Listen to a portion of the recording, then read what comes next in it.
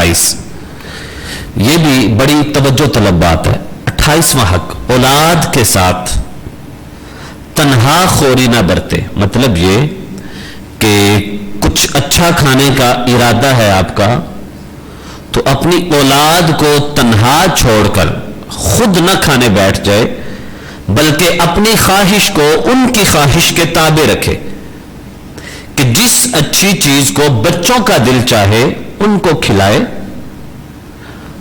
بات سمجھ رہے ہیں آپ؟ ان کو کھلائے کہ انہی کے طفیل میں آپ بھی کھانا کھائیں، اگر کھانا کم ہو تو بچوں کو کھلا دیا جائے، خود چاہے بھوکا بھی رہ لے۔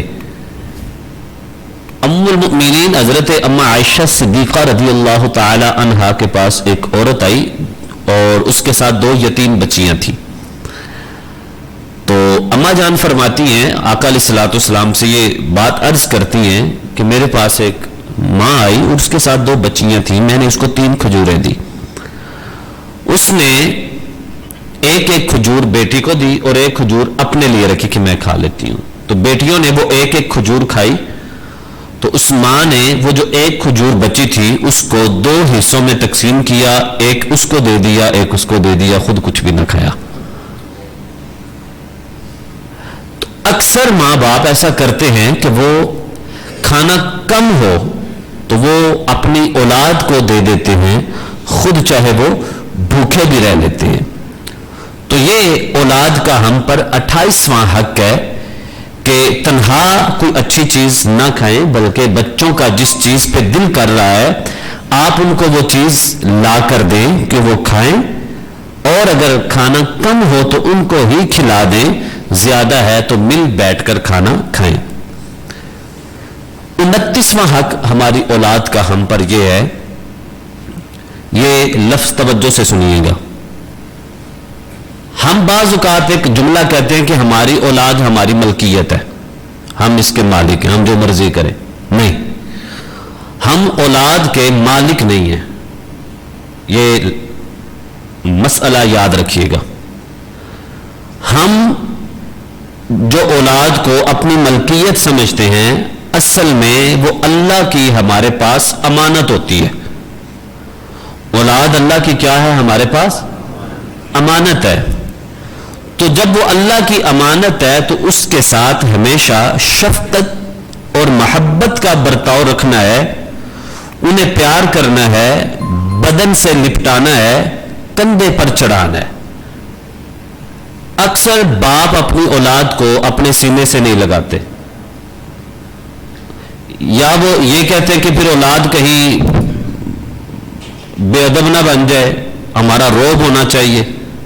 نہیں، یہ روب دبدبا ایسے نہیں آتا، اولاد کو سینے سے لگانا یہ آپ پر اس اولاد کا حق ہے، ان کو پیار کرنا۔ حضور علیہ الصلوۃ والسلام اپنے نواسوں کے ساتھ ایسی محبت کرتے تھے کہ حضور علیہ الصلوۃ والسلام اپنی زبان تک اپنے نواسوں کو چساتے تھے، اپنی زبان ان کے منہ میں ڈال دیتے تھے، اور حسنین کریمین حضور کی زبان کو چوستے تھے۔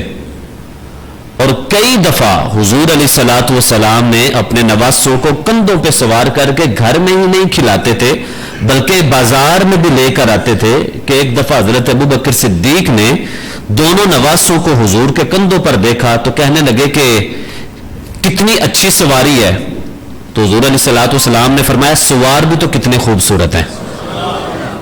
کہ یہ ایک محبت ہے۔ بعض اوقات ہم کہتے ہیں ہمارا سٹیٹس ہے، ہم بچوں کو انگلی پکڑ کے باہر لے کر جائیں، ہم ان کو کھلائیں، نہیں، یہ ان کا حق ہے آپ پر، آپ ان کے ساتھ کھیلیں۔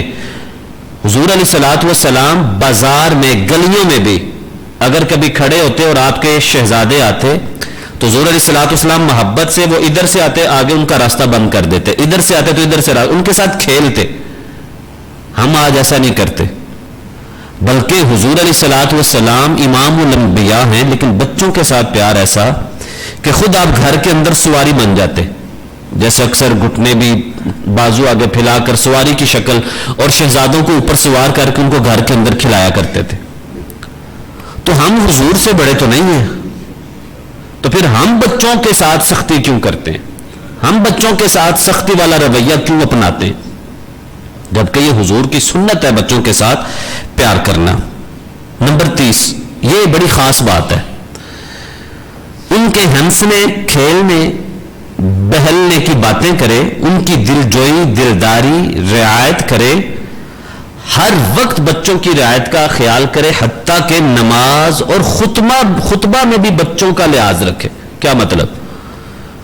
مثال میں اپنے سے ہی دے دیتا ہوں، خطبے سے مثال میری طرف آ جائے گی کہ مثال کے طور پر میرے بچے کو میرے وقت کی ضرورت ہے، اس کی طبیعت نہیں ٹھیک، کوئی بھی مسئلہ ہے، آپ ہیں، آپ کے ساتھ کوئی بھی مسئلہ ہے، آپ نے نماز پڑھنی، آپ نے کسی دینی کام میں جانا ہے، تو یہاں ہمارا اسلام کہتا ہے کہ جب آپ کے بچے کو آپ کے وقت کی ایسی ضرورت ہے کہ آپ کے بغیر وہ کوئی کام نہیں اس کا کر سکتا، آپ خطبہ مختصر کر دیں، نماز مختصر کر دیں، اپنے بچے کو پہلے وقت دیں، یہ اس کا حق ہے آپ پر۔ حتیٰ کہ حضور علیہ الصلوۃ والسلام خطبہ ارشاد فرما رہے تھے اور آپ کے دونوں شہزادے مسجد میں داخل ہوئے اور وہ ایسے بچے تھے، تو حضور علیہ الصلوۃ والسلام نے خطبہ وہیں پہ روکا، منبر سے اترے، دونوں شہزادوں کو اٹھایا، ایک کو دائیں طرف بٹھا لیا، دوسرے کو بائیں طرف، اور یوں بٹھا کر حضور نے جمعے کا خطبہ ارشاد فرمایا۔